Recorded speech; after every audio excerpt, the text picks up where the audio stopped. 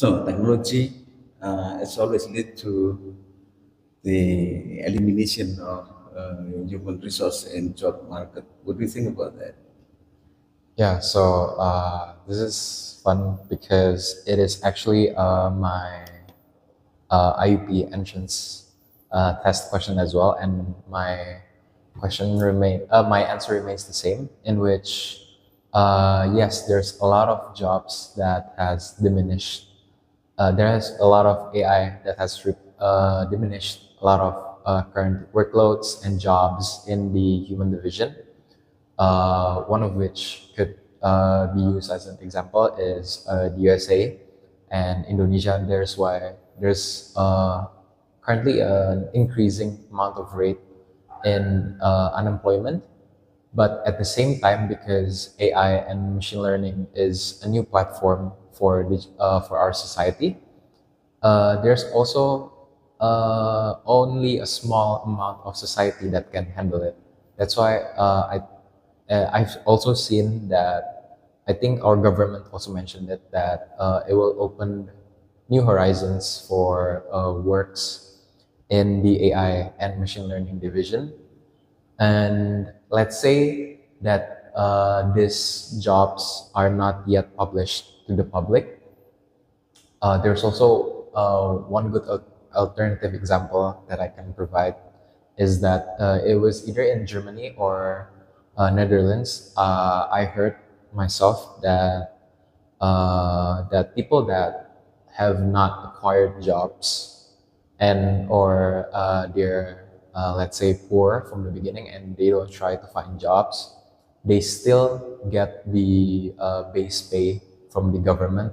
Let's say the minimum amount of working payment is minimum wage is $2,000. In there, if you don't have a job, you'll get $1,000, and it is, I would say it is good because it could suffice you for a whole month of living, but it still needs to be frugal living. But if you work, you will get a lot more. So yeah, that's why I think that people shouldn't be afraid of AI and machine learning capabilities. Instead, maybe they should harness these new skills and acquisitions for the future market. It is interesting that you mentioned um, the terminology for that minimum wage for those who are not lucky enough to get a job. They call it universal income scheme. Yes. So that's I heard that Elon Musk also mentioned that the universal income is not is inevitable because technology will make many things more efficient without human intervention. And so, what do you think about that idea? Is it really a good idea, or does it make human, especially when you see people around us, when they cut, when they say minimum wage, which is in Yogyakarta is about 2.5 million rupiah. Isn't that make people lazy or something? Mm. I think what Elon Musk stated, I would say it's too optimistic for a world that has a high rate of unemployment. So let's say there's a lot of nations that has a lot of unemployments, especially Indonesia. So if we leave them to be just like that, it's gonna lead to a more devastating causes such as criminalization, and they could be even transported to other countries for uh, that violates international human laws for underpaid international work, let's say, and there's no contract because they don't even have the funds to provide for that. I think universal wage, universal income is still required for some countries, especially I would say Indonesia and Japan, because Japan, they're more tolerant on giving, not giving poor people, but like in educating the people. But Indonesia itself, as you know, there's a lot of behind the back corruption.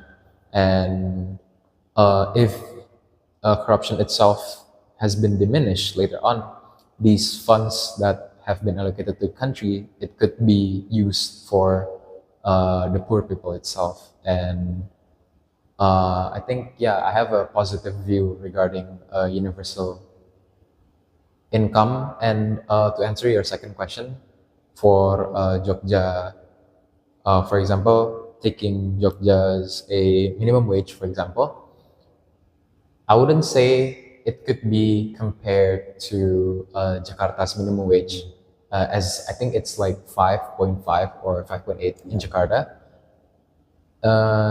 because in Jogja itself, it could be they could be working in branches of certain companies, subsequent companies, or it's UMKMs. And so 2.5, I think you could still live with 2.5 in Yogyakarta itself, as stated by my friends, with the amount of funds that they have is 2.5 or less to live in Jogja. And for those that are living outside of Jogja, it could be tolerated why they get a high amount of income, because the location itself, it's very work oriented, and places where you stay, it could already be 1 to 2 million and above if you want to live near your office. And so I think that factor should be considered more when you're taking into account different cities' minimum wages. Interesting.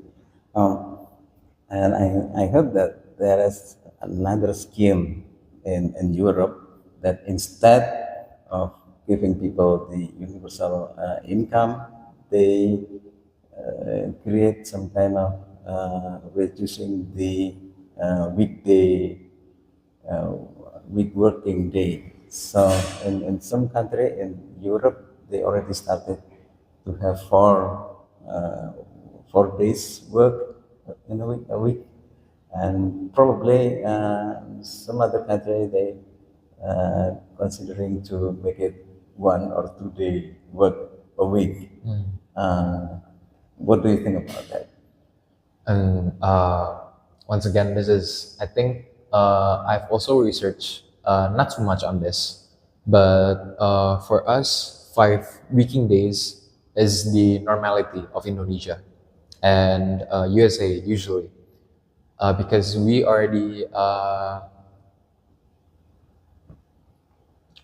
tolerating it the same way we did in our high school, our university. We have 5 working days for university and schools itself. And so it's always set in our mind that we need 5 working days to be effective.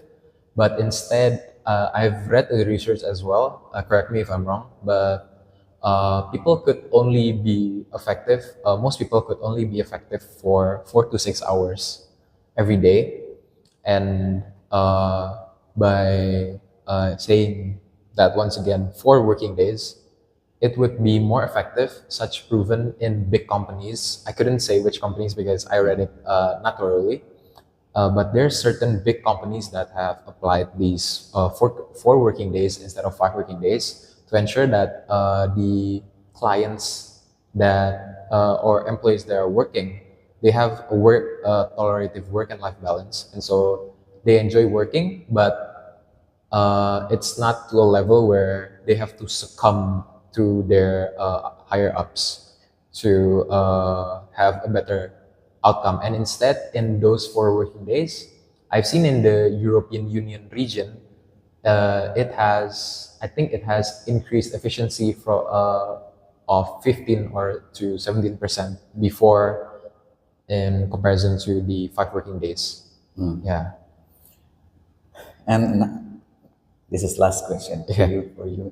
I have read that the universal income scheme has been implemented in Australia, and some of Australian they use that income to live in Bali, for example, and then and they just go there and have fun, and then maybe every other month they go out of Indonesia to renew the tourist visa and going back to Bali and live there. What do you think about that tendency, especially the impact for Indonesian or Balinese? Yeah. So for that, I would first answer by first, that's very unethical because you receive the funds that have been allocated from the government to yourself. And the government has not stated blatantly, but they expect you to use that funds in the country itself instead of going out, because there's also certain international laws that prevents you from exempting yourself from international taxes and regional taxes. So this has also created a condition.